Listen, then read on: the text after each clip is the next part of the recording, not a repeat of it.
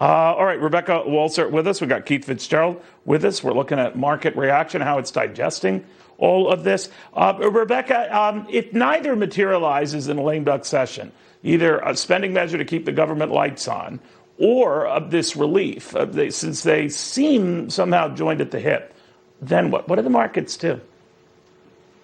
Well, Neil, as I've been saying, like a broken record, we obviously need more stimulus, especially in the wake of this second phase and more lockdowns. That's a huge problem.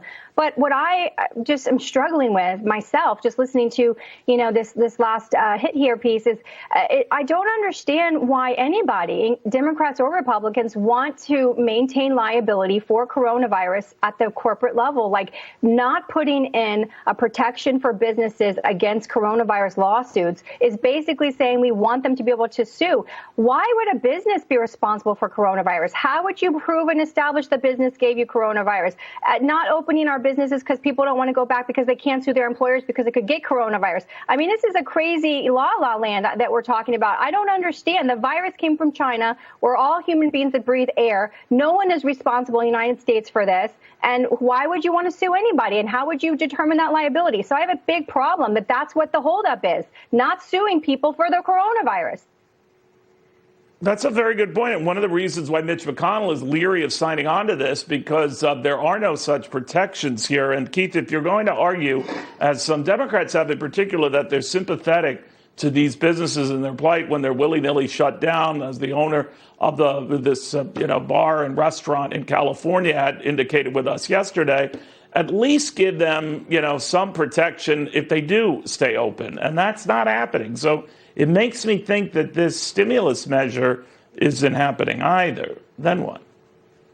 Well, I share that opinion. And here's an idea, Neil. These guys can't agree on businesses. Well, how about the American people being able to sue Congress because they can't do their jobs? They're going to enrage and destroy millions of businesses around this country. They need to do their dang jobs. As for the markets are already looking beyond that. Personally, I take that as a sign of faith. Hope is still there. Aspiration is still there. This country will get through this. But dang it, these people need to get a grip. So when you say the markets are looking beyond that we resolve these differences in a near-term lame duck Congress, but the optimism that vaccines are going to be out there, that more are going to be coming, that will, ease a lot of this pressure about the virus itself. Is that what they're looking at?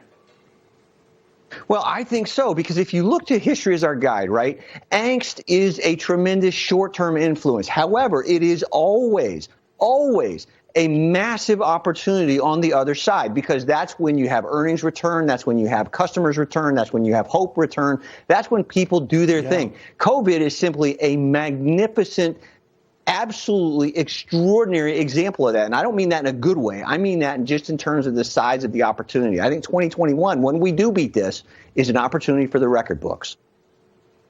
Rebecca, talk about record books. The Dow and S&P are flirting with records once again. The NASDAQ already in a record once again. What are the markets telling us?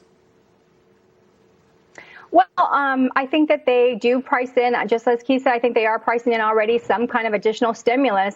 But, I have to say I'm with Mitch McConnell on this one. I wish every politician in Washington wouldn't pass a stimulus bill to help businesses that would only turn around and expose them to liability for a virus that came from a foreign country and is, travels through the air. So markets are building in additional stimulus. They do have hope. They are aspirational. We've got a lot of things happening in December that are positive.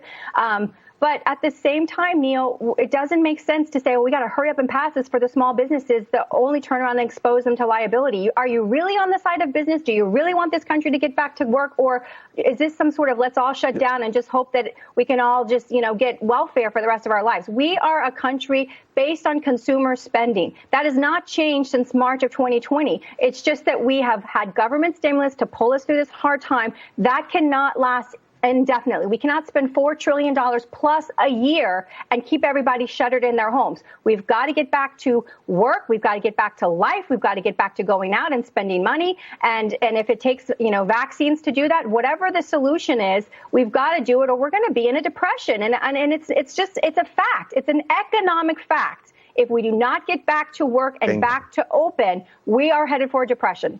End of story. Keith, you're nodding your head. I am right with Rebecca on this. We are lined up on this. These people in Congress need to quit bickering with each other. There's going to be plenty of opportunity to do that. Quit holding the American people and all these businesses hostage, which is effectively what they're doing. Do their dang jobs. Let us get back to living our lives. The markets are going to respond. All right, guys, I want to thank you both. By the way, that is the sentiment building in the New York City metro.